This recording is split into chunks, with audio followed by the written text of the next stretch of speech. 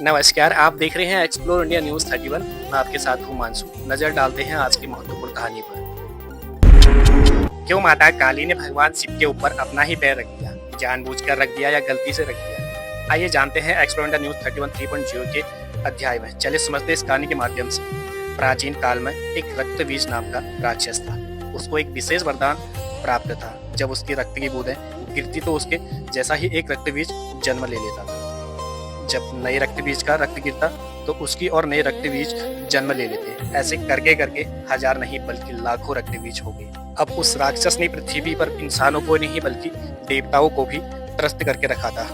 अब उसे मारना बहुत ही कठिन हो गया था। तभी माँ दुर्गा ने अपने भयंकर क्रोध से एक शक्ति यानी माँ काली का जन्म लिया। जैसे ही माँ काली ने युद्ध शुरू किया वही हुआ जिसका सभी देवताओं को डर था और सैकड़ों नए रक्तबीज उत्पन्न हो गए। ये देख माँ काली का जो क्रोध था इतना ज्यादा बढ़ गया। माँ ने जैसे ही उस राक्षस पर त्रिशूल चलाया तो उसका सिर धड़ से अलग हो गया। तुरंत माँ ने अपनी जीभ को लंबा किया और रक्त बीज का रक्त गिरने से पहले ही पी लिया। फिर ऐसे ही सभी रक्त बीजों का वध कर उनका रक्त पी कर अब उनका क्रोध 100 गुना से 200 गुना बढ़ गया था। धरती कांपने लगी थी, समुद्र मथने लगे थे, देवता भयभीत होकर इधर उधर भागने लगे थे। देवताओं ने भगवान शिव से प्रार्थना की, हे महादेव, आप ही माता काली का संताप को शांत कर सकते हैं।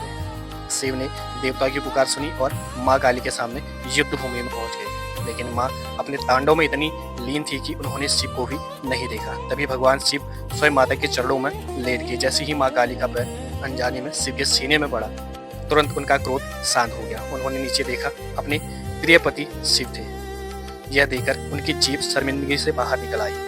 इसके बाद शिव ने मुस्कुराते हुए कहा, हे माँ, तुम्हारा ये रूप सृष्टि के संतुलन के लिए था, लेकिन यह रूप अब धरती पर धूमधाम से पूजा जाएगा।